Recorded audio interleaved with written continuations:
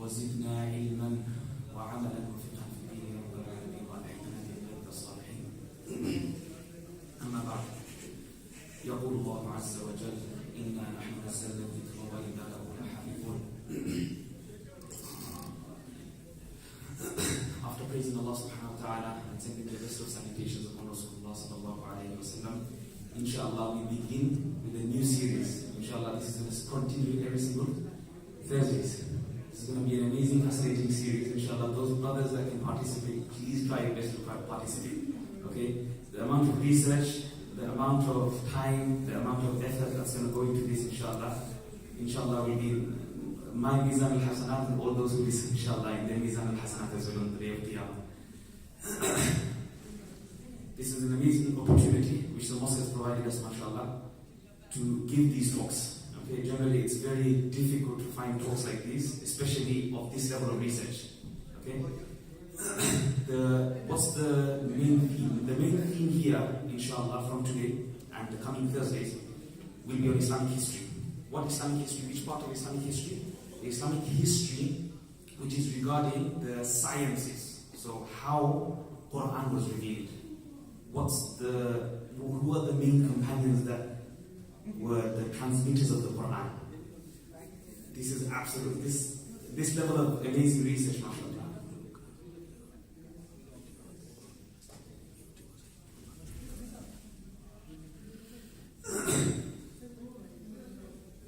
Many books have been written on these things, and inshallah we'll be going through the history and biographies of these great Sahabas who compiled the Quran, who put the Quran together, who were the main Sahabas.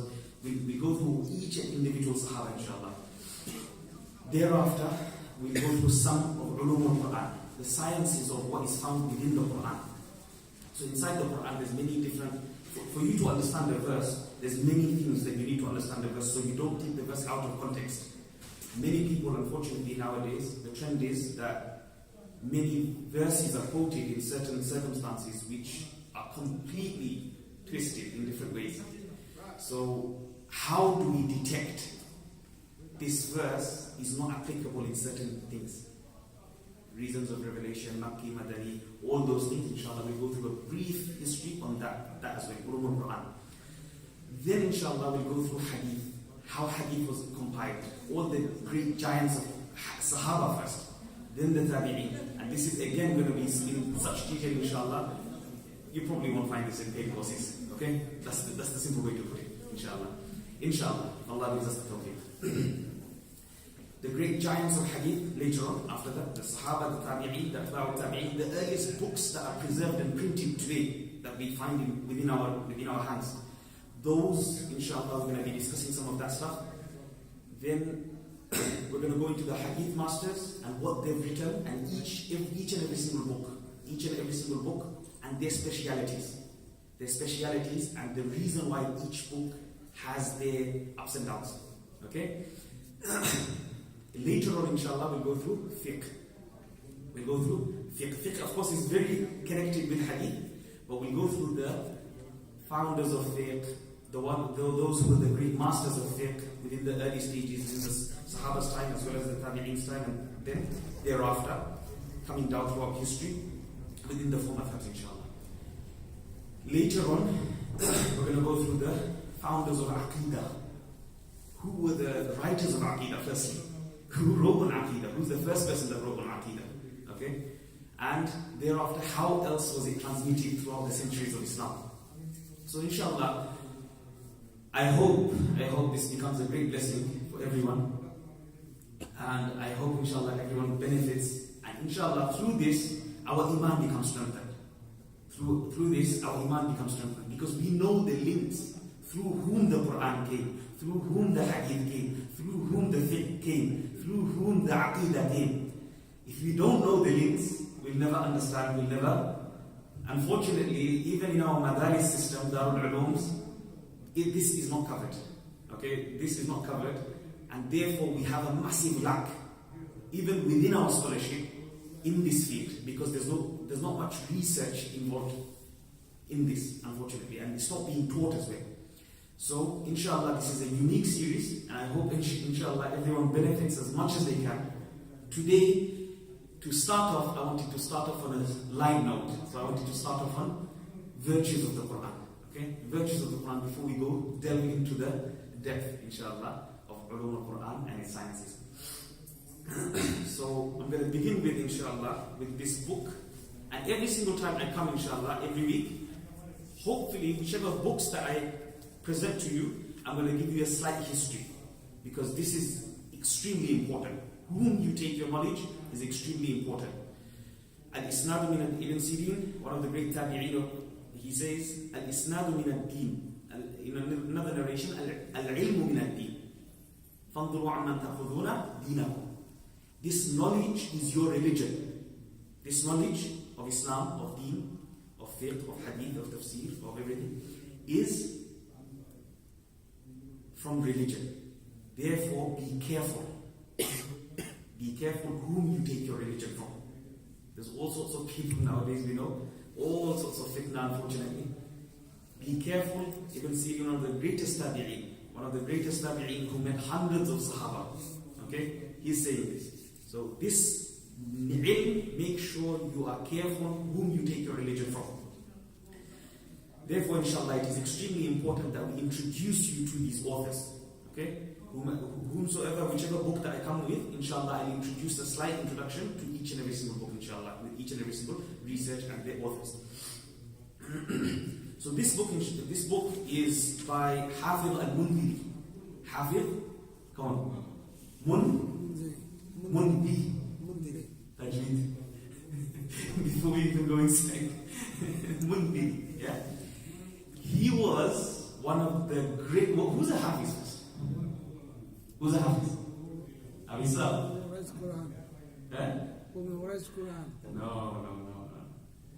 So when the ulama refer to Hafiz, they refer to someone who's memorized 100,000 ahadith, word for word, letter for letter, with the full chain of narration going up to Rasulullah. Subhanallah, this religion was preserved by such men. Their level of precision in deen was so strict, unlike any religion in the world. They had such powerful memories, they could memorize over hundreds of thousands of hadith with the isnad. And if you made a single mistake, literally a single tiny mistake, it's like a Hafiz. Imagine he reads, أَرَأَيْتَ الَّذِينَ يُكَذِّبُ بِالدِّينِ. What's going to happen? Everyone's going to bounce at him. أَرَأَيْتَ الَّذِي. Isn't it? This is a Hafiz of hadith. In hadith, the same thing. The muhaddithin were so strict. Each and every single mistake, they'll catch you on. If your memory slips slightly a bit, they'll catch you. Okay?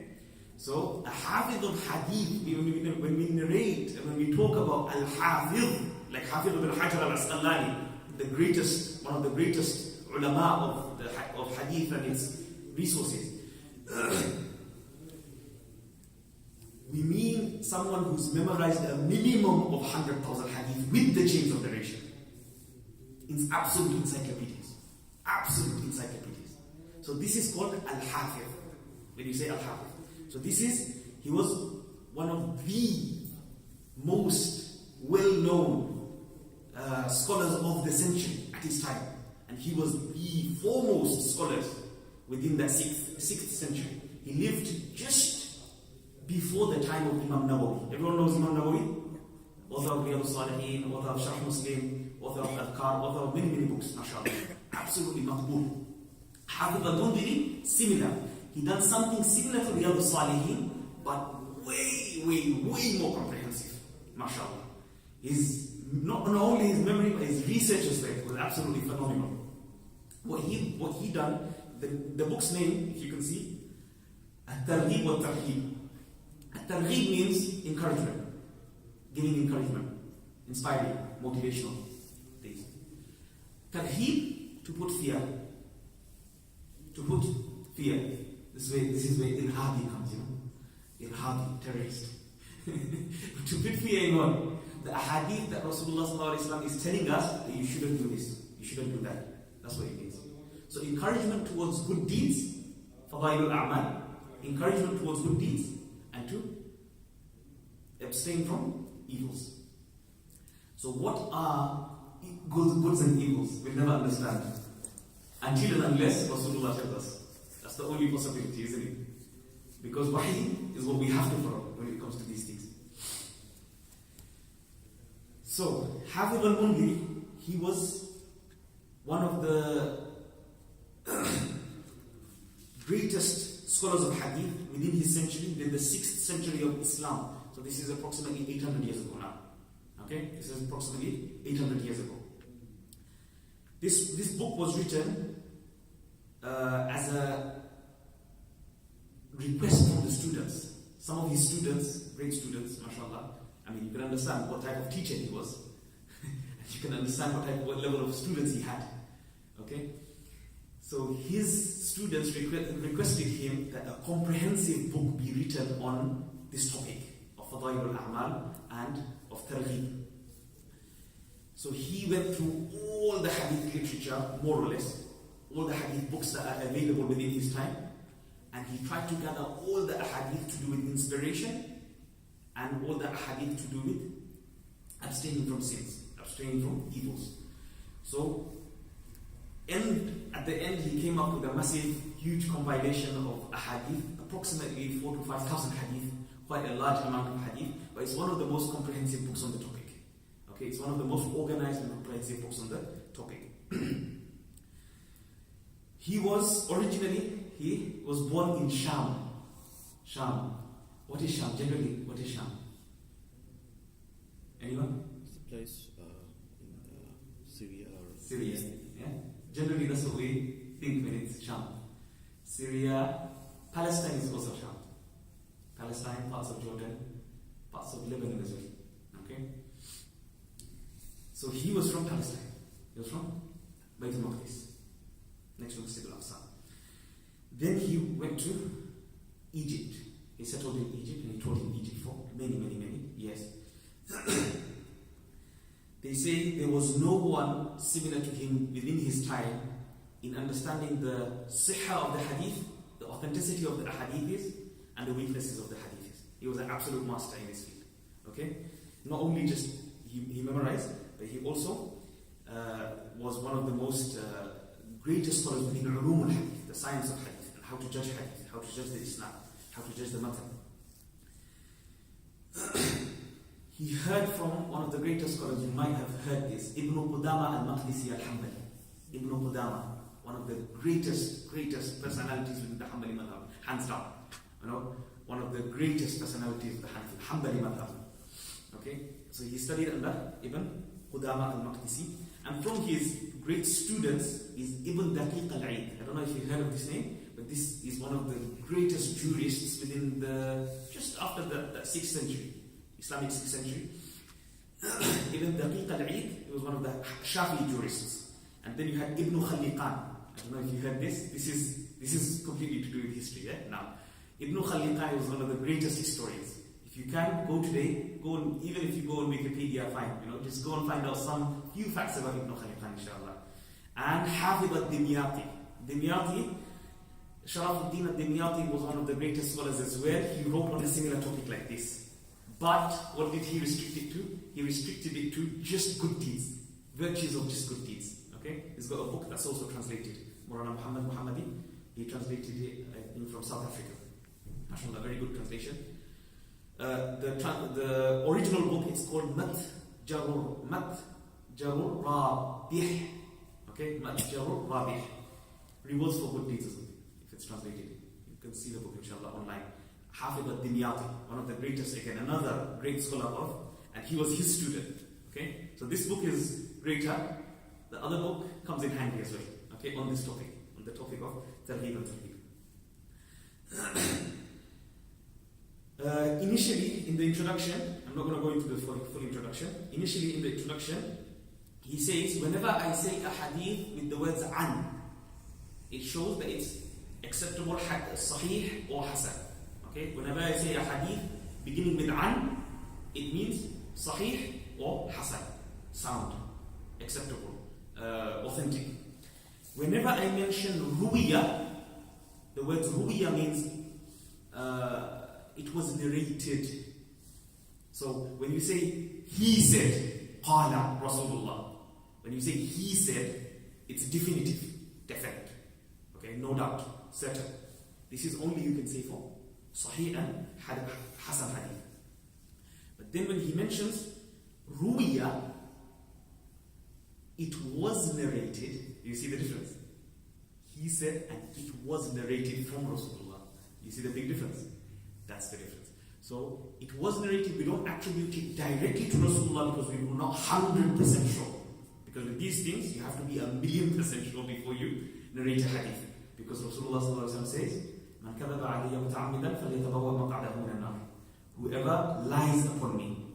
This is why many of the Sahaba didn't narrate hadith. Abu Hurairah got pulled down from the minbar, from his position, to narrate hadith to the Sahaba by Umar radiallahu anhu. You're narrating too much. You're narrating too many hadith. Where did you find all of this? You only sat with Rasulullah for 3 years. We sat with Rasulullah for many, many years. Nearly over 20 years. Where are you getting all of this hadith? Little did they understand that Rasulullah made special du'as for Abu Hurairah. Subhanallah. And also he says in a hadith, so ruwiya is one indication that it's da'if. But understand one thing, that da'if is accepted by the majority of the scholars when it comes to this topic. Okay, when it comes to the topic of targhib and tarhib, da'if hadith is accepted hands down by all the ulama, including Imam Ahmad bin Hanbal. Imam Ahmad bin Hanbal, one of the greatest muhaddith of the world, yeah? Including Ibn Taymiyyah, including Ibn Qayyim al-Jawziyah, and including all the other ulama that came afterwards of the great scholars of Islam throughout all the centuries. So this is something agreed upon, that on this topic, da'if hadith is definitely accepted. Okay? So what's the reasons? One reason is ruwiya, it was narrated, and the other reason is when he doesn't make any speech, when he doesn't talk about the hadith at all. He just leaves the hadith. He doesn't say his hadith sahih, or he doesn't say his narrators are reliable. He doesn't talk. He just leaves the hadith as it is. That's another sign that it has some type of weakness. Now, of course, weakness, what do we understand from weakness? Unfortunately, within the English language, we'll never be able to understand it truly, because it's a terminology by the hadith scholars. So there's different types of weaknesses. There's over 100 types of weaknesses, according to Imam Shawkani and many others. Okay, Imam in Tadrib al-Rawi as well. Many different categories of da'if. Why a hadith can become slightly da'if. And if it's slightly da'if, it's an amana. End of the day, it's an amana. It's one of the greatest amana. Just like Allah subhanahu wa ta'ala, the first ayah that I recited, إِنَّا نَحْنُ نَزَّلْنَا الذِّكْرَ وَإِنَّا لَهُ لَحَافِظُونَ. Verily, this will be revealed upon you, this dhikr, this Quran. And surely we will preserve it, we will protect it, we will safeguard it. Now, what does that mean? Not just the Quran. All the ulama are in agreement, all the mufassirin are in agreement that the hadith has to be preserved in order for the meanings of the Quran doesn't get twisted. You got that? Hadith, in this verse, Allah subhanahu wa ta'ala says dhikr, very aam word. It's a very general word. Okay? So the Quran and the hadith has to be preserved. And in another verse, لِتُبَيِّنَ لِلنَّاسِ. And we'll go into those inshallah in our Quran session. That we reveal to you this book in order to explain to the people. So without hadith, it's impossible for you to understand the Quran. Impossible, absolutely impossible. How many rakats of salah is inside the Quran? How many rakats of Isha salah? Fajr salah, you can find inside the Quran how many rakats? Which one is rukun of? Which one is rukun and which one is wajib and which one is sunnah? You can find in the Quran. Impossible. And without the scholars understanding, without the ulama's understanding, so Quran and Hadith according to the understanding of who? Someone of the 21st century. Yeah? This sheikh and that sheikh. Sheikh Jamil came to Baitul Aman Masjid. No. Astaghfirullah. According to the understanding of the Salaf. Who's the Salaf? The 4 Imams. Okay? Otherwise you're going to be following your sheikh. If you don't follow the 4 Imams, who are you going to follow? Your sheikh. Your fatwa, your sheikh gave the fatwa. Google gave the fatwa. Mufti Google. We say, Sister Shamila and Mufti Google. for ulama. Unfortunately, we live in a time, Khair. But the point is that you have to understand the Quran and Hadith according to the understanding of the ones who understood it well. And who are they? The Salafus Salihin, the Sahaba, Tabi'in, and Tabi'in. Okay? And those who came after, explaining, expanding, and adding, explaining each scenario. Because the Quran, of course, has to be applicable to the whole world, to the whole universe, in every single aspect of our lives. Quran is not restricted to Salah. Quran is not restricted to Tahajjud. You just pray Salah and Qiyamul Layl and that's it. No. It's in your dealings.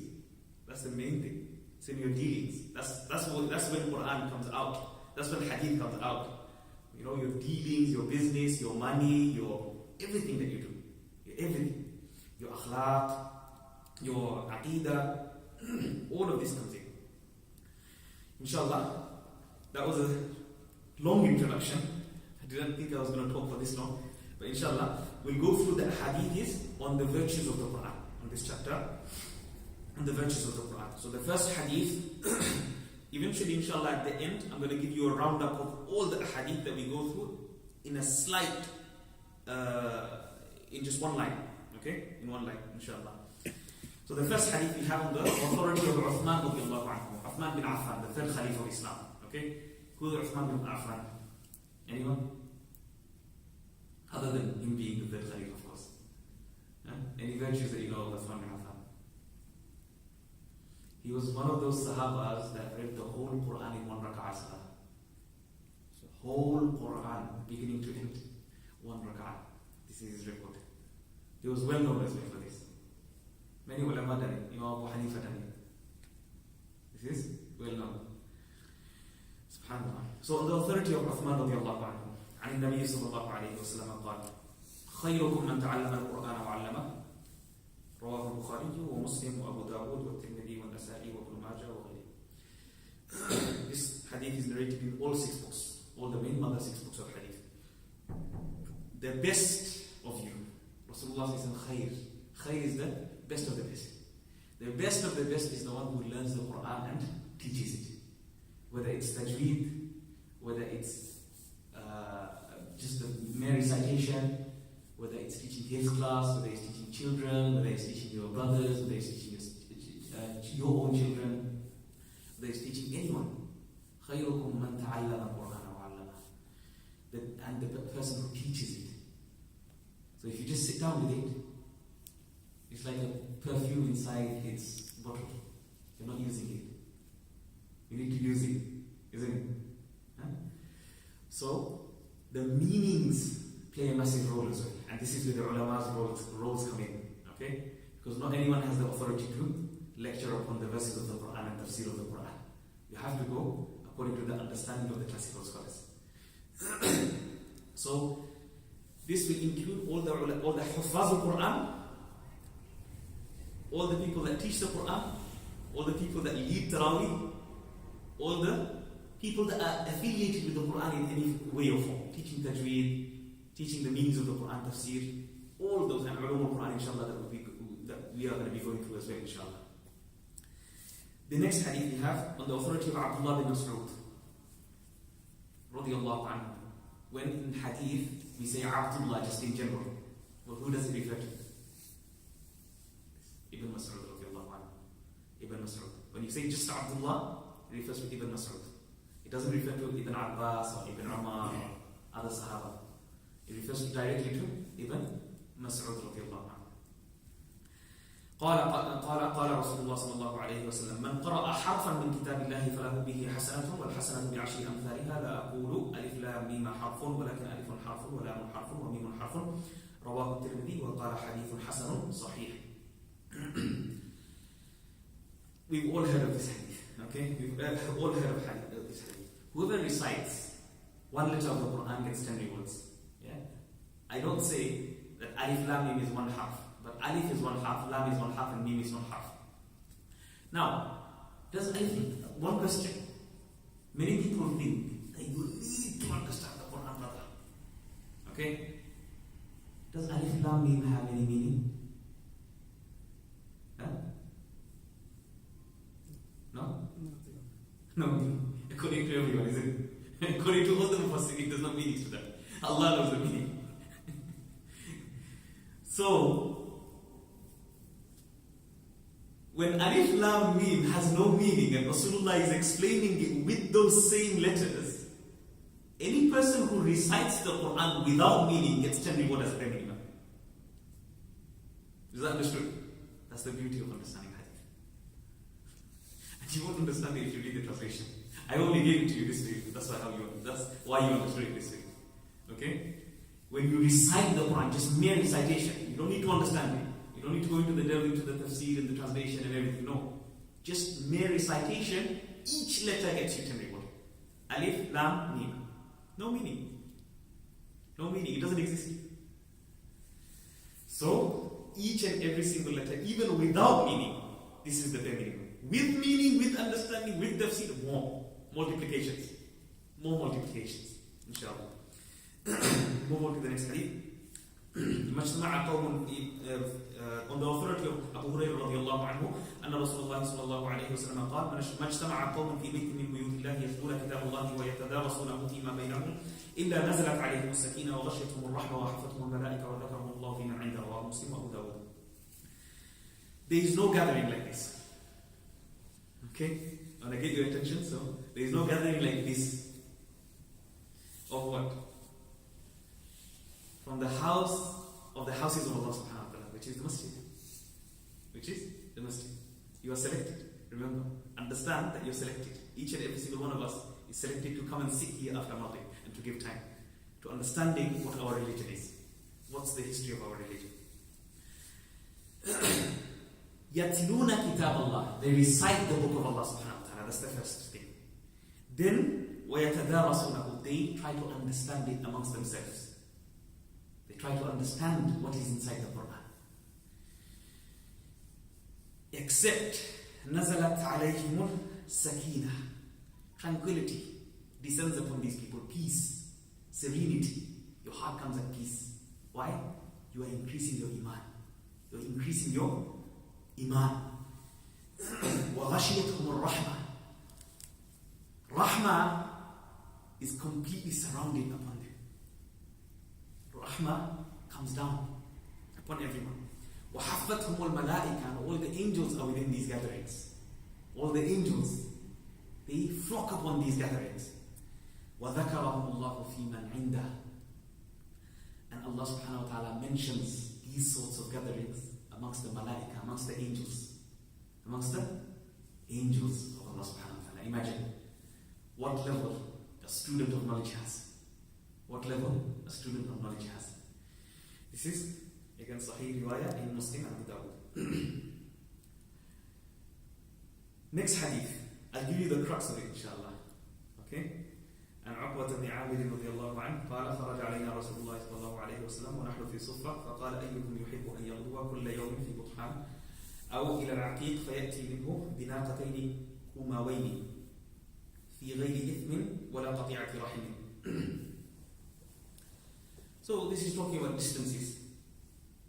Which of you, Rasulullah asked the Sahaba, which of you wants to go out in the morning or in the afternoon or in the evening to go to a far place and go and get something special? What's this special thing? At those times, what they understood of something really expensive was a camel. A camel which had a massive hump. A big hump was a sign of the camel being really heavy. And it's really expensive. Those camels are really expensive. Even to this day. Okay? Our understanding, what do? Do we ride camels? What do we ride? Huh? What's the most expensive car? Come on. Lamborghini, Ferrari, Bugatti. You want a Bugatti? That's exactly what Rasulullah is saying. No joke. This is how, in their times, that was relevant to them. Our understanding. What's the most expensive car? You want a Bugatti? You want a Ferrari? You want a Lamborghini? Come. So Sahaba, and not just anyhow, Rasulullah makes it very clear, without any sin. You achieve that without any sin. You buy that without any sin. You get that without any sin. Okay? Without displeasing anyone, without stealing, without any of that sort. He says, For you to learn one verse of the Quran is better than one camel with a massive hump. One verse of the Quran is better than a whole Lamborghini. Learning 2 verses is better than 2. Learning 3 verses is better than 3. Learning 4 verses is better than 4 Bugattis. Imagine. Just imagine. We haven't understood Quran and Hadith. Unfortunately, our minds haven't understood Quran and Hadith. Learning 1 verse of the Quran, 2 verses of the Quran, and he goes up to 4. Rasulullah goes up to 4. Okay? And then he says, as many verses as you read. Subhanallah. So reading and memorization and understanding must come into our lives, inshallah. And then he carries on with the hadith at the end of the hadith. Very similar wordings of what I've already told you. Next hadith is on the authority of Abu Hurairah again. من استمع إلى آية من كتاب الله كتبت له حسنة مضاعفة ومن تلاها كانت له نورا يوم القيامة. Whoever listens to the Quran, it doesn't even need to read here. Whoever listens to the Quran attentively, istama'a, not sami'a, istama'a. Whoever listens attentively to the Quran. When the Quran is recited, what do? Listen attentively. Do nothing else. Okay? I'm not going to go into the masail here. Inshallah, in the future we'll go into the masail a bit. But when the Quran is being recited, make sure that you are not doing anything else. Okay? You give full attention to the Quran. Or else stop. Stop the Quran. من استمع إلى آية من كتاب الله كتبت له حسنة مضاعفة. Multiplications of good rewards is written on that person's good deeds. And whoever recites it, for the one who recites Quran, it will come as a nur on the day of judgment. Just like, when a person makes wudu, all his Rasulullah was told on the day of judgment, how will you know your ummah? Rasulullah said, by the athar of the wudu. By then, because they constantly made wudu. The more wudu that you make, the more power that you have in your shine. Your face, your arms, your hands, your head. The power of that light will be such that Rasulullah will immediately know, this is my ummati. This is my follower. Next one. You want to make dua? What's the best dua? The one who involves himself with the Quran. Why? There's no better deed than the Quran. There's no better deed than the Quran. يقول الرب تبارك وتعالى من شغله القرآن عن مسألتي أعطيته أفضل ما أعطي السائلين وفضل كلام الله على سائر الكلام كفضل الله على خلقه. سبحان الله. Allah subhanahu wa ta'ala says, hadith? Come on. What type of hadith is it? When Rasulullah says, Allah says, Qudsi, hadith Qudsi. Yeah? Remember this. Qudsi. These are special hadiths where Rasulullah says, Allah says. Okay? Hadith Qudsi. Whoever occupies himself with the Quran, whoever occupies himself, makes himself busy with the Quran, I will give him, Allah says, I will give him better than the ones that beg me, that ask me.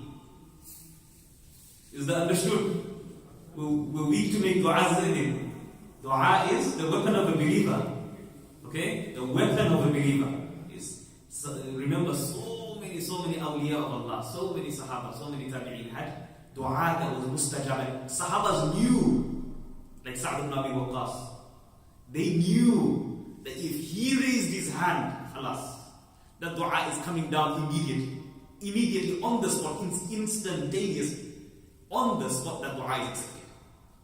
And there were these sahabas that exist, awliya as well, Abdul Qadir Jilani, many others, many others that existed throughout history. Then he ends off he gives this part. Then he ends off the hadith. Fadlu kalamillah. You don't understand the superiority of the Quran. The superiority of the Quran is like the superiority of Allah compared to His creation. Imagine that. Is there any possible way of comparing Allah with His creation? Never. Kalla. Never ever. Not possible. And this Kalamullah, the words, the speech of Allah, the Quran, is just like Allah. It's from Allah. It's Qadim. It doesn't have any beginning. It doesn't have any end.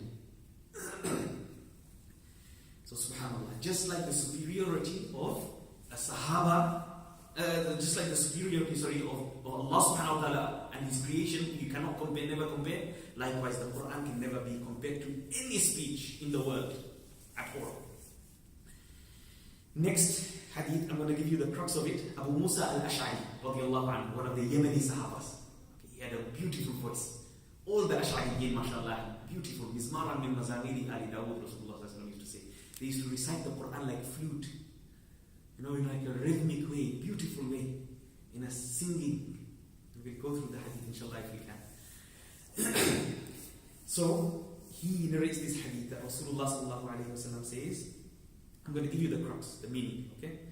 That the believer who recites the Quran is like a citrus fruit, which is like an orange, sweet orange. It has a beautiful fragrance to it. It's like a perfume when you smell it. And when you eat it, it's so sweet and amazing, delicious, tasty. This is the example of the person who is a mu'min, a believer, and he recites the Quran. The example of the person who is a believer who doesn't recite the Quran is like the example of a date. Date, is there any smell to it? No smell. But if you eat it, sweet inside. Isn't it? The other one was outside, smelling sweet as well as inside. Because he recites the Quran as well, outside. The Quran must come outside, isn't it? When we recite it. So likewise, the Quran, a person who retains the Quran but doesn't recite it, is like a date. There's no smell to it because he's not reciting it. But inside, it's got pure good inside. And the example of a munafiq is given as a bitter tasting fruit inside, and outside it smells nice. It smells nice outside, but inside when you taste it, bite into it, sour, bitter. Why? The inside is najis. Inside is impure, filthy. And the munafiq, the hypocrite which doesn't recite the Quran at all, his inside as well as the outside is disgusting. The outside smells bad, the inside is also bad. This is Rasulullah, this is for taqreer, you know, this is for us to understand. For us to understand. Rasulullah gave these simple examples to simple people, for us to understand the value. The next hadith is very similar. The one after that, and Aisha radiallahu anha, Aisha al-Mu'minin, okay, the most beloved after Khadija. Nobody can beat Khadija. Khadija comes first. Al-Khadija to Khadija, Rasulullah used to say. No one. Why? Rasulullah got tested even before Islam. Before Islam, she was with him. Years and years and years and years and years. Through all sorts of difficulty. How will you take the love of 25 years away? 25 years with one woman. How will you take that away? Not possible. Is that understood? 25 years with one woman who's 15 years older. Anyone wants to poke at Rasulullah? Beat that first. Beat that. You want to do the sunnah properly. Subhanallah. Next one is for us. Those who find Quran difficult. Quran program Mariana Hostel. Mistake Malay. Isn't it? So difficult. Aisha radiallahu anha reports Rasulullah sallallahu alayhi wa sallam saying, Al-Mahiru bil-Quran ma'a-safarat al-kiram al-barara. The one who is an expert, perfectionist, Mahir bil-Quran. His recitation is like the recitation, his level, his rank is like the noble angels. Noble angels, the high-ranking angels. And the one وَالَّذِي يَقْرَأُ الْقُرْآنَ وَيَتَتَعْتَعُ فِيهِ وَهُوَ عَلَيْهِ شَاقٌ لَهُ أَجْرَانِ. The one who recites the Quran and finds it extremely difficult. He's stuttering, he's finding it hard, he's after every single letter he has to think if there's a mad, if there's a gunna, if there's a, if there is this, if there is that, if I'm making a mistake, can I repeat it again and again? He's trying so hard. But he's trying and trying and trying. For him is Ajran. Double reward. Double the reward. Not double the reward of the person who recites Qarisa, mashallah. Qarisa is Qarisa. He's in his place. Hafiz is Hafiz. Mashallah. He's on his status. But us, on our status, we are bicharas. Isn't it? Small individuals. When we make mistakes, isn't it? Z comes out. You have to say, again. Isn't it? Yeah? So for us, inshallah, double the reward. Double reward. This is also riwayah of Bukhari and Muslim. Abu Dawud, Tirmidhi, Nasa'i, Ibn Majah, all 6 books. All 6 books. Abu Dhar, next hadith we find by Abu Dhar radiallahu anhu. قلت يا رسول الله أوصني. Give me advice. أوصني, give me advice. قال عليك بتقوى الله فإنه رأس الأمر كله. I enjoin upon you, I give you the advice of be firm on taqwa. What is taqwa? Being conscious of Allah, not just fear of Allah. It's like a child. A child fears their father but loves him at the same time. Isn't it? The fear is there, the aspect of love is there at the same time. He knows a mu'min, a believer, is more beloved to Allah subhanahu wa ta'ala than the Kaaba 70 times more. Each and every single believer. Each and every single believer is better than the Kaaba 70 times more. Imagine. So don't think Allah doesn't love me. Allah definitely loves me because I have Iman. Because I did La ilaha illallah Muhammad Rasulullah. Allah loves me. 100% loves me. Be sure, be certain. There's no doubt in that. If Allah didn't love me, He will not bless me with Iman. Isn't it? Huh? Yeah. Not possible. If Allah doesn't love you, can He give you Iman? There you go. The answer is very simple. So, this is the head of all matters. This is the peak of all matters.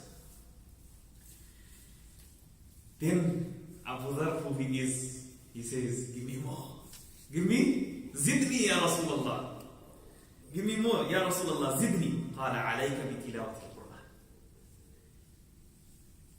I enjoin upon you to recite the Quran.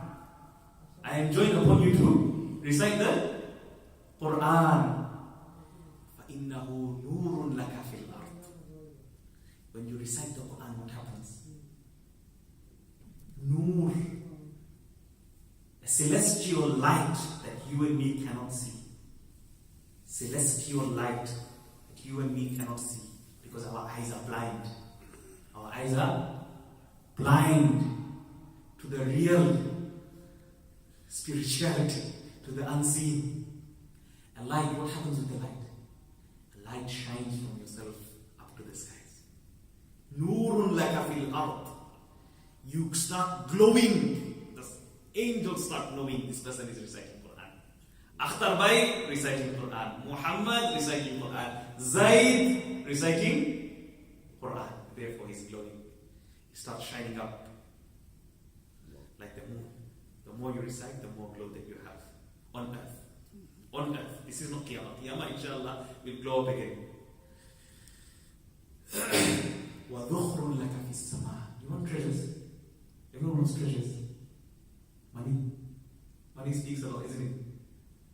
Treasures of the sky. If you want to pull the treasures of the sky, you want to accumulate your bank account in the sky for akhirah, this is your Quran. عَلَيْكَ بِتِلَاوَةِ الْقُرْآنِ. Rasulullah didn't say عَلَيْكَ بِفَهْمِ الْقُرْآنِ. Did he say? You have to understand the Quran. تِلَاوَةِ الْقُرْآنِ يَتْلُونَ كِتَابَ اللَّهِ. Recitation, reading of the Quran.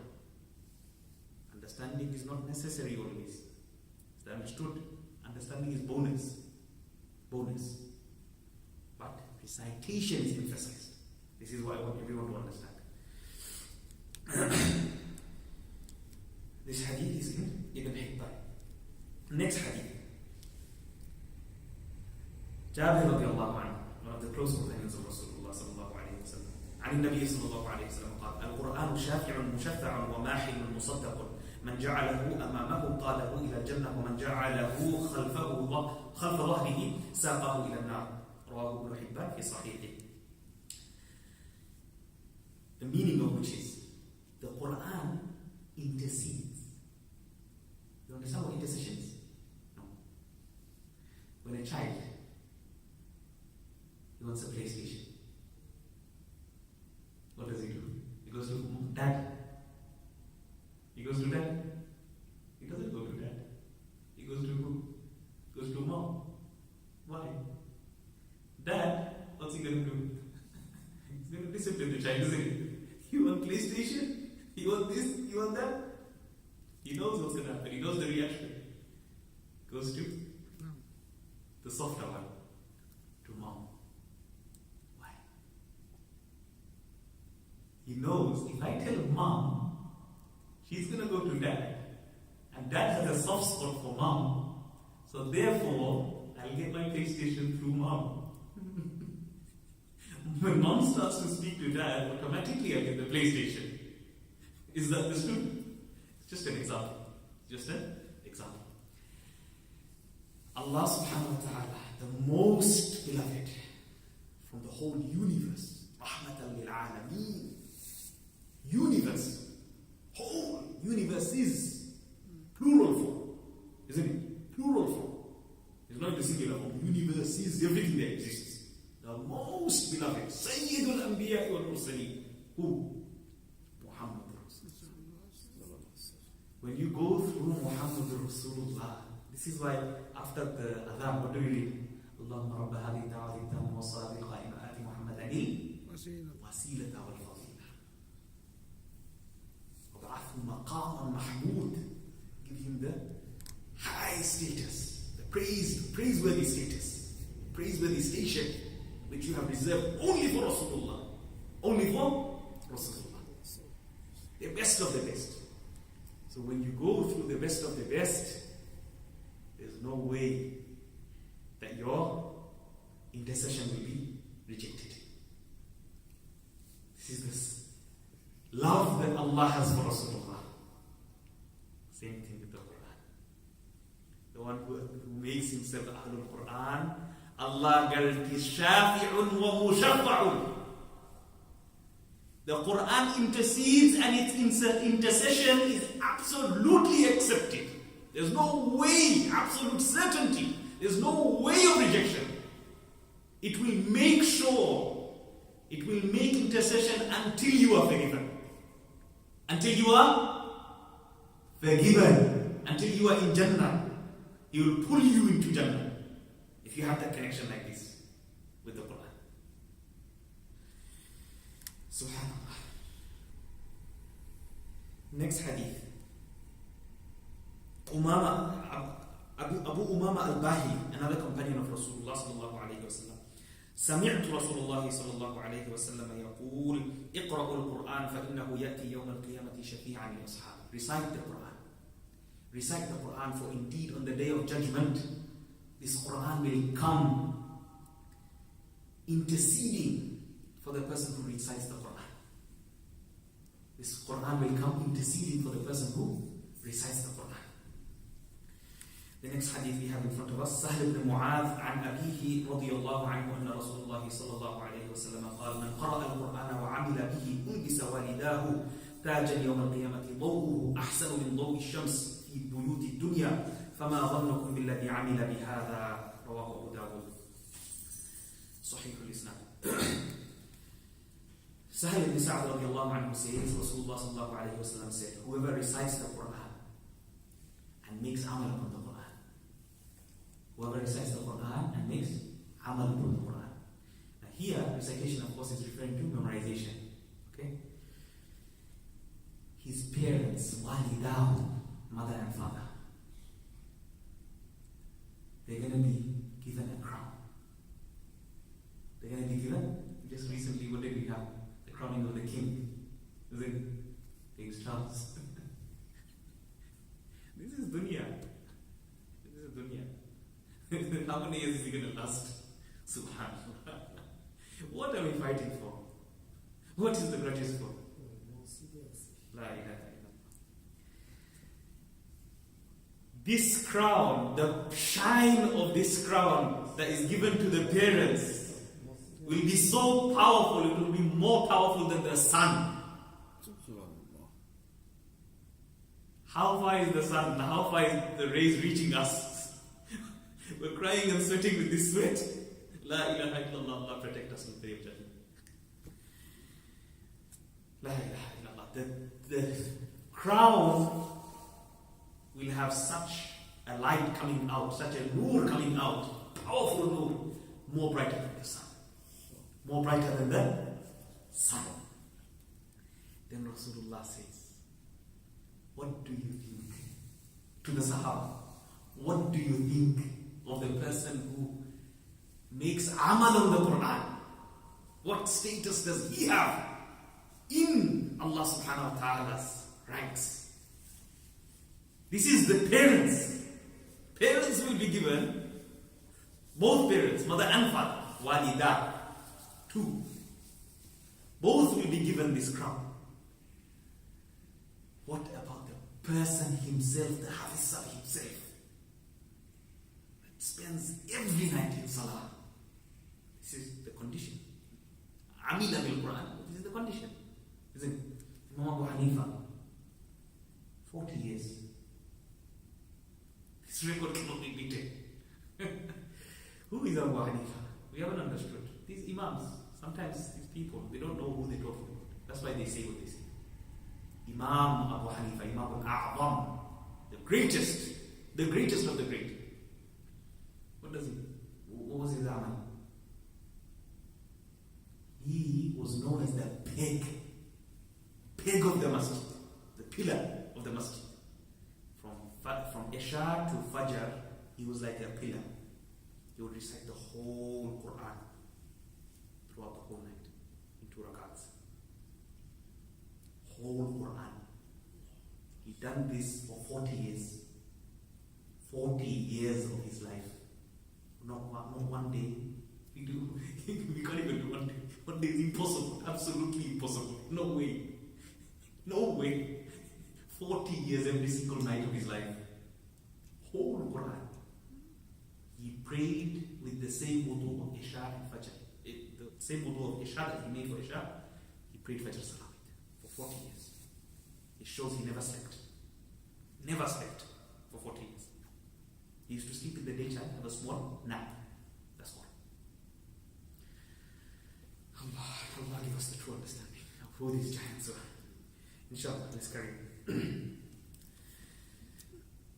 ما أذن الله لعبد في شيء أفضل من ركعتين يصليهما وإن البر ليذر على رأس العبد ما دام في صلاته وما تقرب العباد إلى الله بمثل ما خرج منه يعني من القرآن.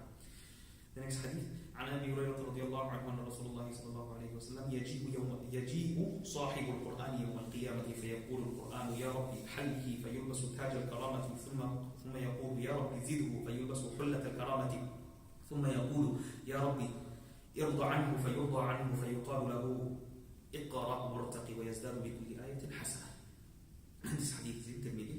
It's a Hasan hadith, Sahih al-Islam, Sahih chain of narration. Abu Hurairah radiallahu anhu narrates this. On the day of judgment, the person who recites the Quran will come on the day of judgment. The Quran will say. The Quran will say, it come in the physical form. We know in the qabr as well, it comes in a physical form in another hadith. Here on the day of judgment, it will come in a physical form. It will say, "Oh my Lord, oh my Lord,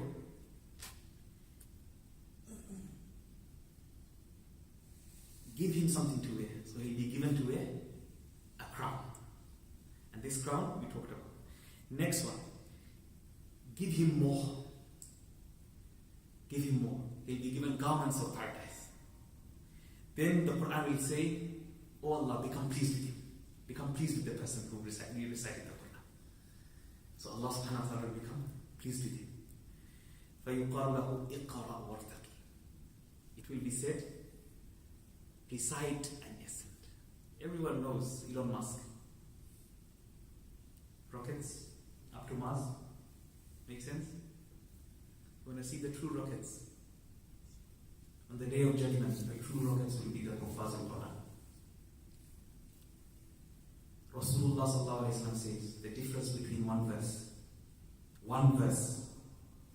is between the earth and the sky. When he is told, Iqra, recite, from the beginning of the Quran, he'll start, Alhamdulillahi Rabbil Alameen. He will be shooting up in front of everyone's eyes. The whole entire world, from Adam right until the last human being to come, will be on that same land. The Hafiz al-Quran will be told, Iqra, recite and ascend. He'll be shooting up like a rocket. Not in Mars, in the ranks of paradise. Over 6,000 ranks. Each verse, each rank. This is the time when everyone will become so jealous, so envious, unbelievably envious, that there will be no envy similar to it. You cannot compare any level of envy to that at that moment, at that status of the Hafiz al-Quran. When he starts ascending. Imagine each verse is the same as jumping from earth to the sky. And he's going to do this over 6,000 times. Imagine the level of jealousy. You get jealous with small house here. He owns a 3-bedroom house with a garden and a small Toyota. Small Mercedes. Allahu Akbar, Allah.